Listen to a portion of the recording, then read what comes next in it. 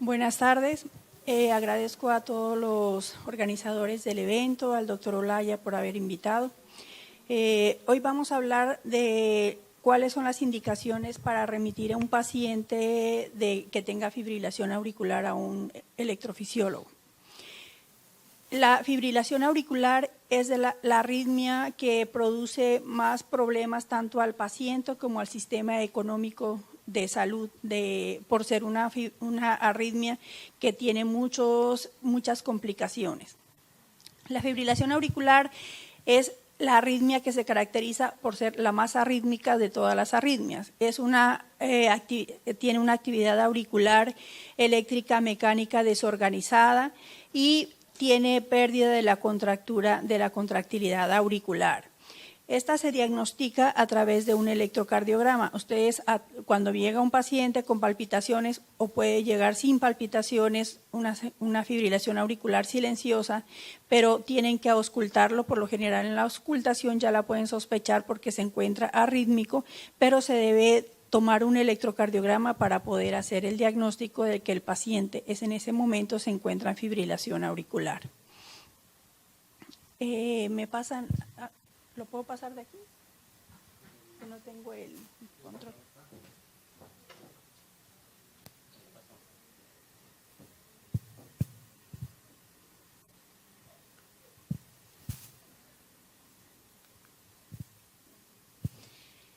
Bueno, la fibrilación auricular es, como les había dicho, causa mucho problema en el sistema económico de todos los países a nivel mundial, ya que es la más frecuente. En el 2010 se tenía estimado que en el mundo habían 20.9 millones de personas con fibrilación auricular, hombres, y 12.6 millones respectivamente de mujeres con fibrilación auricular. En Europa y Estados Unidos se dice que 1 de cada 4 adultos presentan fibrilación auricular y se prevé que para más o menos el 2030 la población con fibrilación auricular se presente más o menos de 14 a 17 millones y con un diagnóstico por año entre 120.000 y 215.000 nuevos diagnósticos por año. Estas estimaciones nos dicen que por lo general ha aumentado esta prevalencia en el diagnóstico por varias causas. Una, porque la tenemos más presente y tenemos métodos de cómo diagnosticarla más frecuente. Estos pacientes hay que sospecharlos o se presentan más frecuentemente en personas que tienen valvulopatías, que son obesos, que tienen diabetes, que tienen hipertensión arterial, enfermedad renal crónica. La primera causa de fibrilación auricular en pacientes con hipertensión arterial. La muerte en estos pacientes está aumentada. Hay aumento de la mortalidad en pacientes con fibrilación auricular. Se estima que aproximadamente el 20 a 30% de los pacientes que tienen fibrilación auricular se diagnostican por primera vez cuando llegan con un evento cerebrovascular. Debutan con una fibrilación, con un ACV y el diagnóstico era que tenía una fibrilación auricular que el paciente no la había sentido. Las hospitalizaciones cada año también son del 10 al 40% de los pacientes que tienen fibrilación auricular y la calidad de vida de estos pacientes disminuye independientemente de las otras comorbilidades que tengan un paciente con fibrilación auricular. La clase funcional, la calidad de vida se deteriora. También se deteriora la disfunción del ventrículo izquierdo. La función del ventrículo izquierdo y falla cardíaca presentan más se ven más en estos pacientes con fibrilación auricular y está más relacionada también con la respuesta de la frecuencia cardíaca. Hay pacientes que tienen menos tiempo con fibrilación auricular, pero con una respuesta ventricular controlada, que no tienen tanta disfunción ventricular como pacientes que tienen menor tiempo o mayor tiempo de tener la fibrilación auricular, pero que han tenido un control adecuado de la frecuencia cardíaca. También tienen deterioro cognitivo. Esto se da a que es secundario a que estos pacientes presentan microinfartos cerebrales, sobre todo en pacientes que tienen fibrilación auricular, aunque estén controlados con anticoagulantes, es más propenso a hacer accidentes cerebrovasculares con microinfartos cerebrales. La incidencia de la fibrilación auricular está dada, entre más edad es mayor la incidencia de la fibrilación auricular. Se dice que también es más en hombres que en mujeres, pero sin embargo cuando esa fibrilación auricular tiene más complicaciones en las mujeres que en los hombres y es más difícil de controlar también según algunos estudios que se han realizado. Las mujeres que tienen fibrilación auricular son más sintomáticas que los hombres. Los hombres pueden pasar desapercibida la fibrilación auricular en comparación con la mujer. Y el riesgo de sangrado es similar tanto en hombres como en mujeres. El tratamiento no depende del sexo, si femenino o masculino. Los dos tienen que tener el mismo tratamiento, ya sea tratamiento de control de frecuencia cardíaca, control de anticoagulación y también técnicas de ablación son iguales tanto para hombres como para mujeres.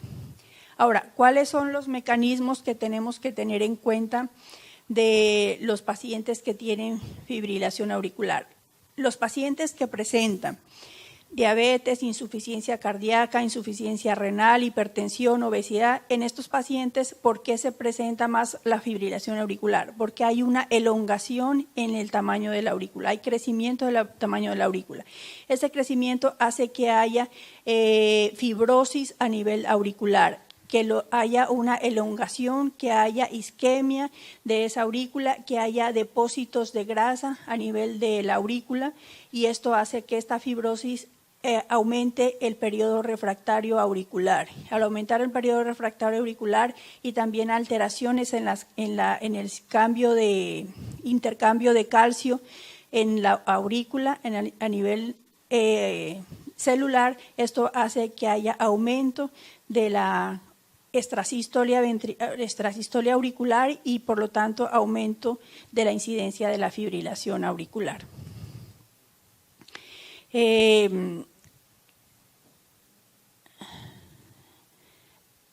Como habíamos mencionado, la remodelación es la causa principal de esta fibrilación auricular.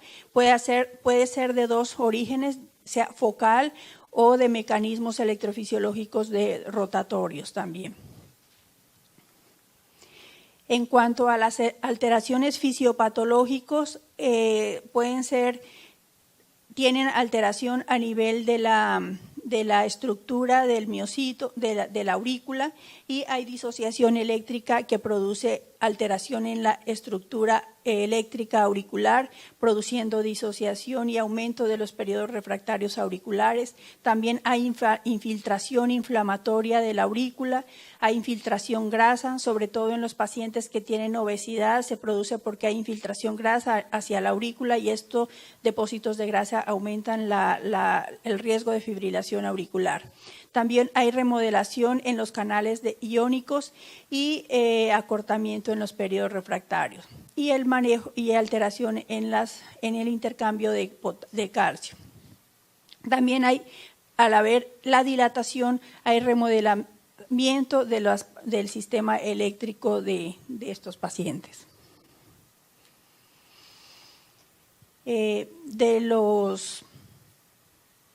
También hay hay necrosis, sobre todo en pacientes que tienen enfermedad, insuficiencia renal crónica, insuficiencia cardíaca, pueden producir una fibrosis a nivel de la aurícula. También cuando hay hipertrofia de los miocitos, hay dilatación de las aurículas y esto empeora la alteración de la conducción. También hay cambios microvasculares en las aurículas, remodelamiento endocárdico y hay una hiperinervación simpática. Por esto hay pacientes que por alteraciones simpáticas vasovagales pueden producir fibrilación auricular.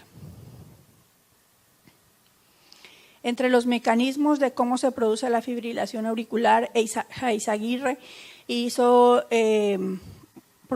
puso la fuente, o sea, el origen focal de la fibrilación auricular a nivel del ostium de las venas pulmonares. Esto está dado con un mecanismo de reentradas a nivel del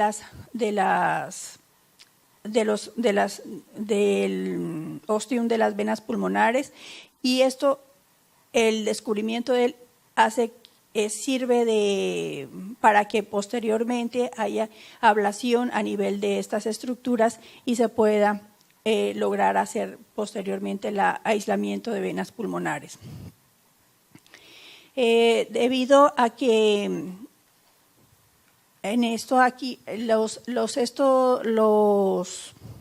mecanismos de reentrada, tanto focales como rotatorios, entre los focos entre los ostium de las venas pulmonares y los circuitos que recorren entre ellos son los que hacen que se mantengan la fibrilación auricular y se vuelvan permanentes. Entre más dilatada esté la aurícula, los focos son mayores y tiene que ser más exhaustiva el aislamiento de venas pulmonares. La fibrilación auricular puede ser manifiesta o puede ser silenciosa. El diagnóstico de la fibrilación auricular se hace inicialmente con una buena historia clínica. Siempre tienen que preguntar al paciente qué es lo que siente, porque muchas veces no sienten palpitaciones, ellos le llaman aleteos, le llaman que tienen dificultad, disminución de la clase funcional, pueden llegar con disminución de la clase funcional, a algunos les da diaforesis, palidez, otros pacientes no sienten las palpitaciones, pero hay que interrogarles con un interrogatorio exhaustivo qué es exactamente lo que tienen. A la exploración física, en la historia clínica, cuando llegan, también deben reportar si se encuentran los ruidos cardíacos rítmicos o arrítmicos y el pulso también si se encuentra rítmico o arrítmico. ¿Cómo lo diagnosticamos? Si está en ese momento con fibrilación auricular, con un electrocardiograma la podemos diagnosticar. Si en ese momento no está en FA y se sospecha de una fibrilación auricular paroxística, se solicita un Holter. Y también últimamente hay pacientes que pueden tener acceso a celulares que tienen unos programas especiales para poder saber si en ese momento se encuentran en fibrilación auricular. Los pacientes que tienen marcapaso, que ya cuentan con marcapaso o que ya cuentan con un cardiodesfibrilador, es importante pedirles la reprogramación al paciente, porque ahí el electrofisiólogo siempre reportamos si ha tenido episodios tanto de fibrilación auricular, de taquicardia atrial o de taquicardia ventricular. Entonces es muy importante y muchas veces vemos que los médicos generales llegan y le piden un Holter a un paciente que tiene un marcapaso por sospecha de fibrilación auricular. El Holter dura 24 horas y una reprogramación de marcapaso nos va a dar todos los datos que va a encontrar.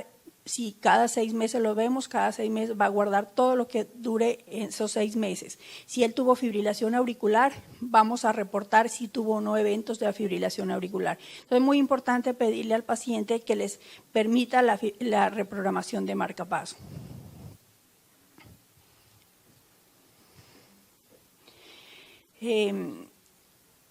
Los pacientes que se les hace el diagnóstico Si es clase 1A, hacerle un electrocardiograma. Se recomienda realizar también una evaluación clínica completa, como les había comentado. También es importante un ecocardiograma, porque debemos saber en el ecocardiograma el tamaño auricular. Dependiendo si una paciente se queja de palpitaciones, es hipertensa y tiene una aurícula de 40 a 45 centímetros por milímetros, pues vamos a saber que lo más probable es que este paciente esté cursando con una fibrilación auricular paroxística. La monitorización de electrocardiograma a largo plazo, como Holter de más de 72 horas, también se puede pedir en pacientes que sean sintomáticos.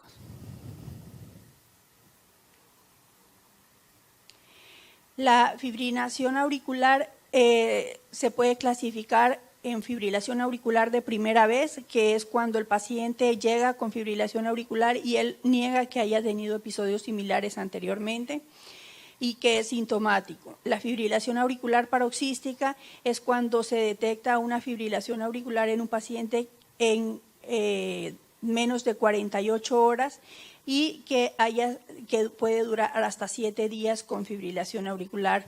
Esto se determina que es una fibrilación auricular paroxística. Si es una fibrilación auricular persistente, es cuando dura más de 7 días o puede ser que a los 7 días puede haber terminado ya sea con una cardioversión eléctrica o farmacológica.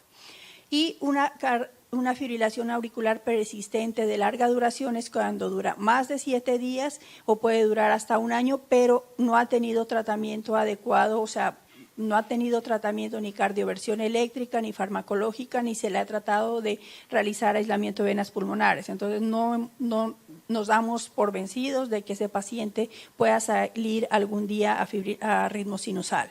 La FA permanente es cuando ya nos dimos por vencidos tanto el médico como el paciente y decimos que este paciente ya no va a salir de la fibrilación auricular. ¿Cuándo pasa eso? Cuando ya le dimos tratamiento farmacológico y no revirtió a ritmo sinusal, cuando ya le tratamos de hacer, le inducimos una cardioversión eléctrica y tampoco revirtió a ritmo sinusal, o cuando ya tiene una aurícula muy dilatada donde también es muy poco probable que el aislamiento de venas pulmonares sea efectivo.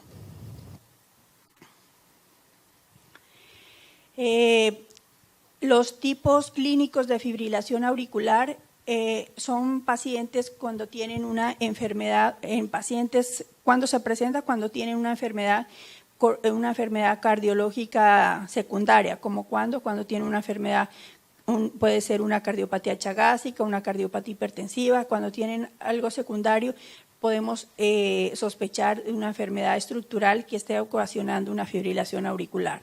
Cuando es focal también, cuando hay pacientes que tienen taquicardias atriales y que después de una taquicardia atrial puede inducir o seguir a una fibrilación auricular.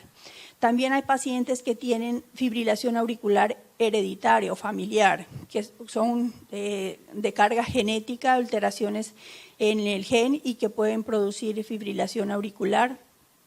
También pueden producirse en pacientes posoperatorios, sobre todo posoperatorios cardiovasculares, si son posoperatorios de revascularización coronaria o de alguna valvulopatía, también podemos encontrar que tienen fibrilación auricular, sobre todo porque puede estar edematizado posoperatorio. En atletas también por aumento del tono vagal y también puede haber aumento del tono del volumen auricular, podemos encontrar fibrilación auricular paroxística. Los pacientes, según los síntomas, ¿cómo lo podemos clasificar? Si no tienen síntomas, pues no es asintomático. Se puede clasificar en 2A cuando los síntomas son leves, cuando el paciente dice de vez en cuando tiene una palpitación, pero no le dificulta su actividad, no se ve tan afectado. Son moderadas cuando ya en la actividad normal se ve algo afectado, pero no le impide desarrollar sus labores normales. Y son graves cuando ya su vida diaria ya se ve afectada y no puede realizar sus valores, su vida normal. Y de incapacitante es cuando definitivamente no tolera la fibrilación auricular. Los factores de riesgo, como ya habíamos comentado, son la edad avanzada, hipertensión arterial, insuficiencia cardíaca, valvulopatía, paciente con infarto, con disfunción tiroidea, obesidad, diabetes, EPOC, apnea del sueño. En los pacientes que tienen apnea del sueño es muy importante mirar si hay pacientes que tienen fibrilación auricular. En los pacientes que consumen alcohol, en los sedentarios, también se puede encontrar fibrilación auricular.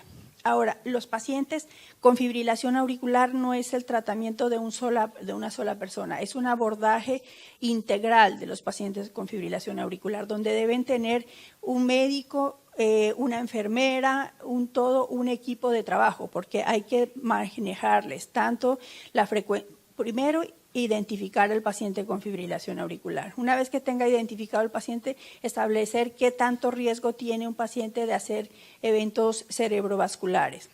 Después, tratarle la frecuencia, ya sea que mantenerlo en ritmo sinusal, decían mantenerlo en ritmo sinusal, o mantenerle la respuesta ventricular, o que se le pueda revertir a ritmo sinusal por medio de aislamiento de venas pulmonares u otro tipo de estrategias. Entonces, no es solamente una sola persona, es un grupo multidisciplinario para poder manejarle tanto la anticoagulación, que por lo general la anticoagulación la maneja una persona diferente, preferiblemente debe estar en clínica de anticoagulación para poder manejar estos pacientes.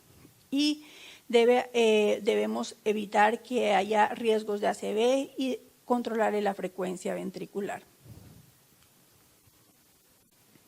El tratamiento debe ser, dependiendo si es agudo o crónico, debe pensarse en realizar una cardioversión eléctrica si el paciente está en ese momento inestable. Para una fibrilación auricular es importante saber si el paciente tiene menos de 24 horas, si llega con un evento agudo y están seguros de que es una fibrilación auricular, le pueden realizar una cardioversión eléctrica o farmacológica. Pero si ustedes no están seguros de que ese paciente tiene 24 horas de estar en fibrilación auricular y sospechan que tiene mayor tiempo, no se le puede hacer cardioversión eléctrica hasta no estar seguros de que no tiene trombos intracavitarios. Para ello tienen que hacerle un ecotransesofágico. También igual tiene los mismos efectos de hacer una ACV, ya sea con cardioversión eléctrica o farmacológico. También debemos saber si tenemos que ponerle anticoagulante y establecer el riesgo de ACV.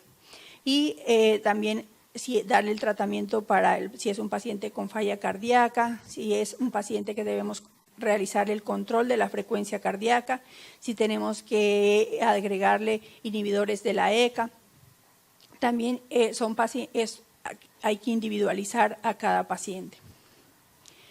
El control de la frecuencia y del ritmo cardíaco. Entonces debemos decidir si es un paciente que debemos controlar la frecuencia o el ritmo. Si le debemos controlar solamente la frecuencia es porque ya estamos pensando en un paciente que tiene una fibrilación auricular permanente.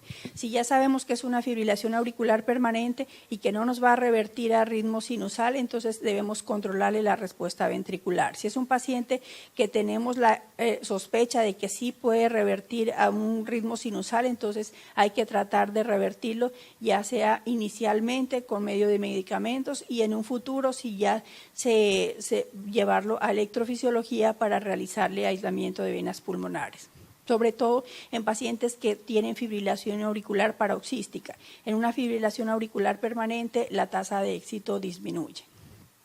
El control de los factores de riesgo también debemos, por eso es un tratamiento integral, donde deben entrar el internista para manejarle la diabetes, la hipertensión, si es que es diabético o hipertenso, y manejarle la anticoagulación.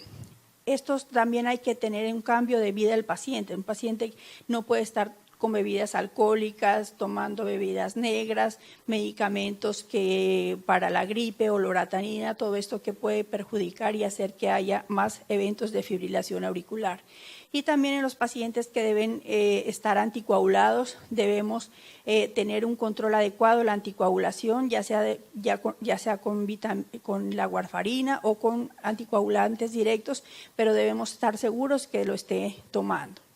y también con el control de la frecuencia cardíaca. Si es un paciente que ya es una fibrilación auricular permanente, debemos evitarle la taquicardiomiopatía, porque si tiene frecuencias cardíacas persistentes por más de 110 latidos por minuto, el paciente tiene alto riesgo de hacer taquicardiomiopatía. Entonces, cuando nos llega un paciente con falla cardíaca y encontramos una FEBI del 10-15% y en FA rápida, no sabemos qué fue primero, si fue que hizo una cardiopatía dilatada y esa cardiopatía dilatada lo llevó a FA o que hizo una FA y esa FA lo llevó a una cardiopatía dilatada.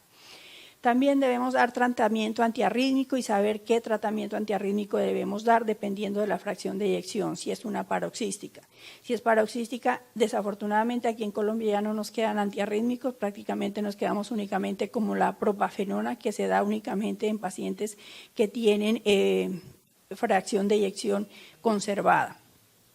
Entonces, en estos pacientes debemos pensar en llevarlos a un aislamiento de venas pulmonares.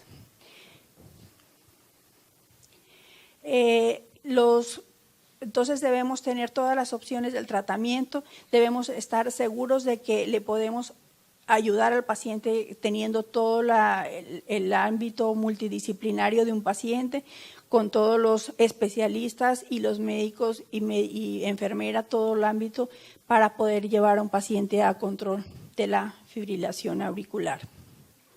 Los signos que nos hacen sospechar que hay descontrol de la fibrilación auricular es cuando hay inestabilidad hemodinámica, cuando la frecuencia cardíaca no se controla y tenga más de 110 latidos por minuto, o que al contrario tenga bradicardia y que no responda a tratamiento con fármacos, o que tenga síndrome de taquicardia, bradicardia, donde no le podemos dar beta bloqueadores porque nos hace bradicardia extrema, pero tenemos que controlarle la frecuencia porque hace fibrilación auricular con respuesta ventricular rápida.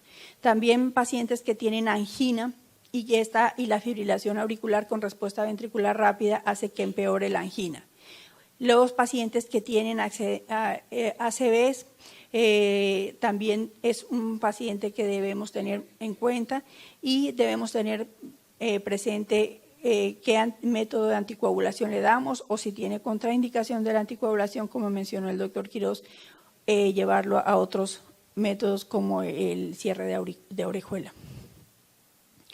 Entonces, para la fibrilación auricular tenemos que tener un tratamiento integral, no solamente es un tratamiento de una sola persona, sino un tratamiento integral, donde entra el papel del médico que lo recibe, el médico que le diagnostica la fibrilación auricular. Debemos darle educación al paciente para que mejore sus hábitos alimenticios y su calidad de vida, motivarlo también y capacitar al paciente para tener un autocuidado, que le asesoren en la educación del estilo de vida y en los factores de riesgo y hacerle entender al paciente que es una decisión compartida tanto del médico como de él, que si no toda la tarea la tiene que hacer el médico.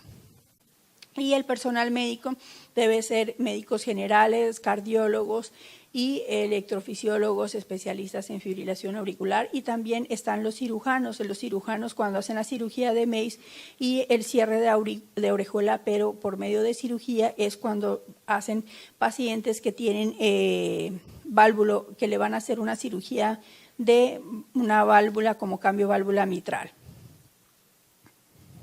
Todo esto tiene que ser un trabajo en equipo.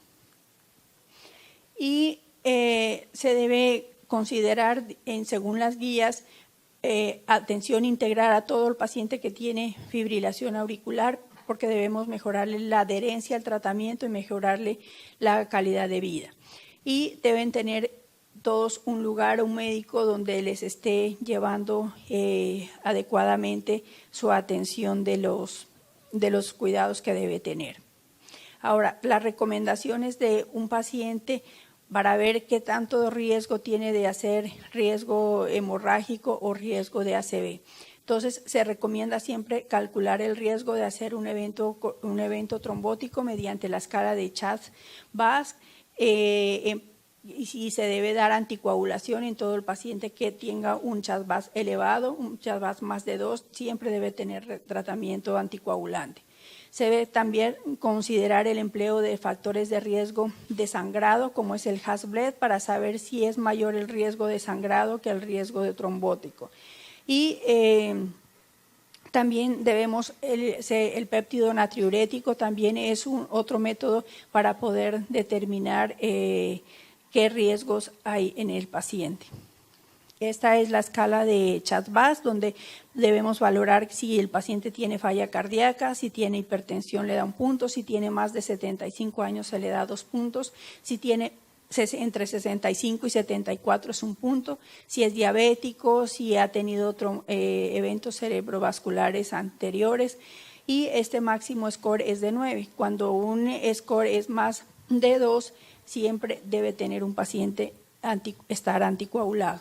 Y la escala de sangrado, de riesgo de sangrado, que es el Hasbled, es por sus siglas, que es la hipertensión descontrolada con un paciente hipertenso, que tenga alteración renal o alteración hepática, que tenga un antecedente de ya haber tenido un evento trombótico cerebral o que tenga una hemorragia a nivel de cualquier parte, que tenga un Jenner lábil, que ya se le haya dado anticoagulación con warfarina, que tenga mayor de 65 años o que esté utilizando medicamentos como clopidogrel, ticagrelor, o que sea alcohólico o que consuma drogas.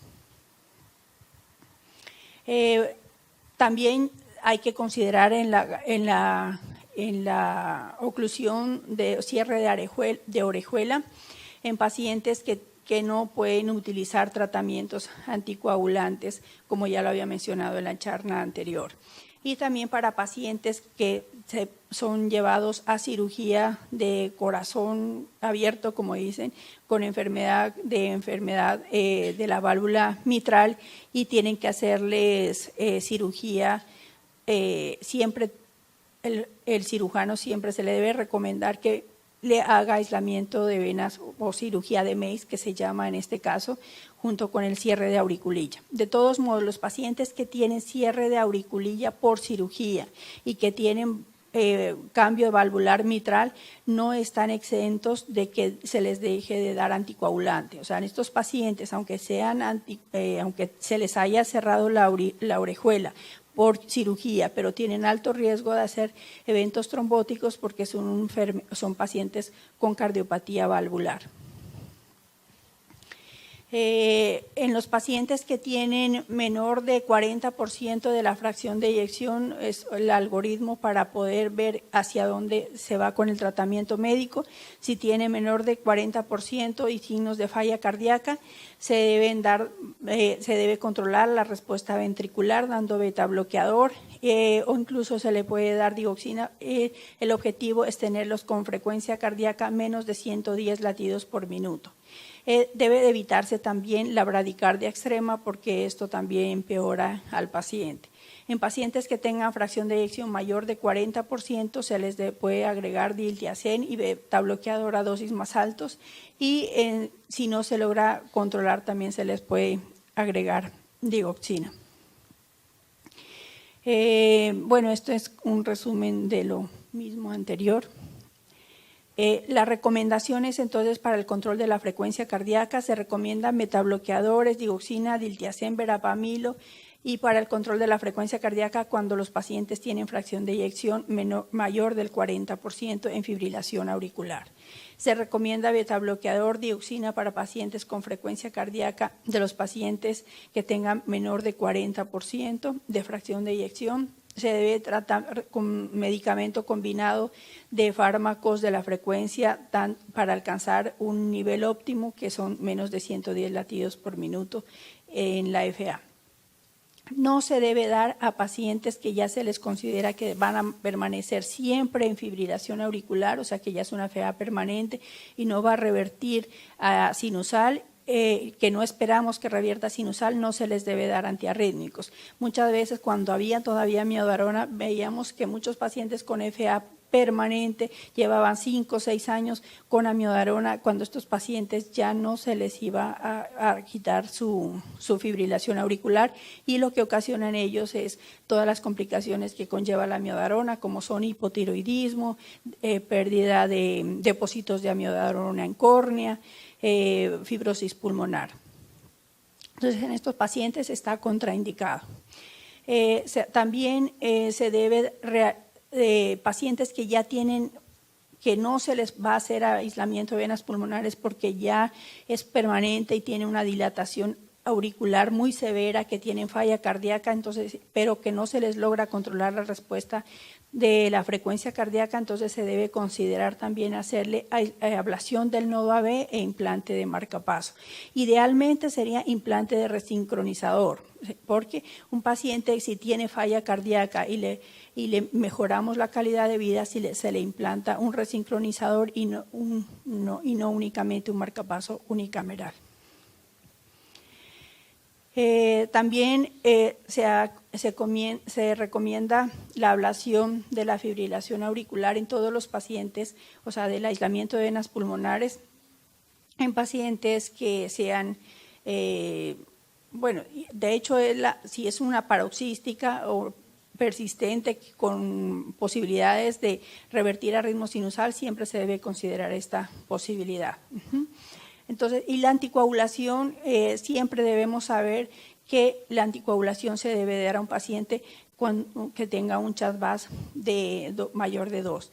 Es importante saber también que se debe evitar lo más que se pueda que el paciente llegue a tener un evento trombótico, y si no se puede dar anticoagulantes, como ya se había mencionado anteriormente, hacerle el cierre de la orejuela.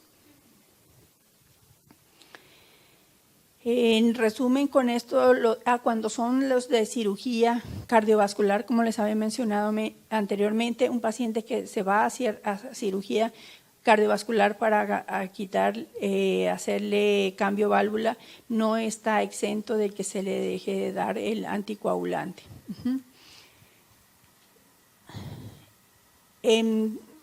Bueno, en términos generales, se debe usar para hacer un diagnóstico, como en resumen, usar el electrocardiograma. A pacientes en población general se recomienda hacer un tamizaje de hacerle un electrocardiograma a los pacientes para poder determinar si hay personas que tienen fibrilación auricular. Muchas veces cuando hacen estos tipos de tamizajes en personas que son asintomáticas, se ha logrado determinar que hay personas con fibrilación auricular que no lo sabían anteriormente.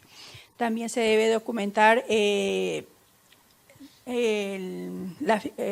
con electrocardiograma, que se debe evaluar en todas las personas, en los pacientes con fibrilación auricular mediante la historia clínica, electrocardiograma, y para pacientes sobre todo que sean hipertensos o que tengan valvulopatías o insuficiencias cardíacas.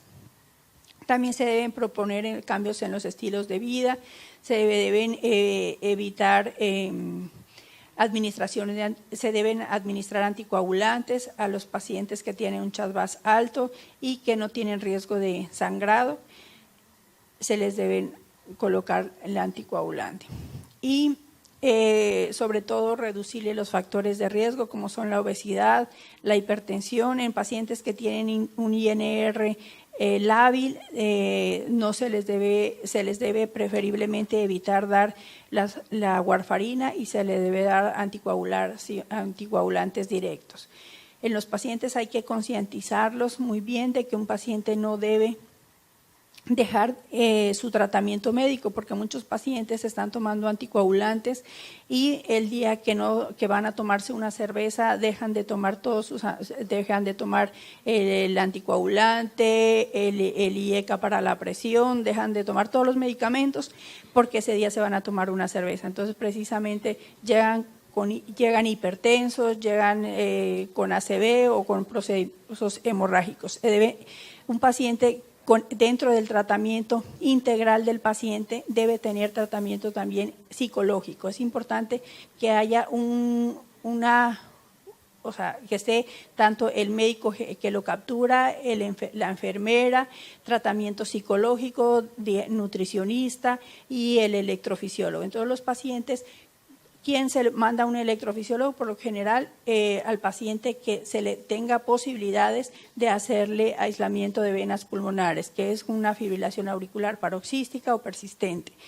En los pacientes ya con fibrilación auricular permanente, ya es el manejo de la frecuencia cardíaca. ¿Cuándo no se puede, cuándo se manda un paciente? Cuando ya no hay manejo de frecuencia cardíaca, se debe evitar taquicardiomiopatía. Entonces, en estos pacientes, para hacer la ablación del nodo AB, implante de resincronizador. O en pacientes que ya tienen, que no pueden darse anticoagulantes y se les debe hacer un cierre de orejuela. Pero en términos generales, el tratamiento no es de una sola persona, sino es un tratamiento integral. Gracias.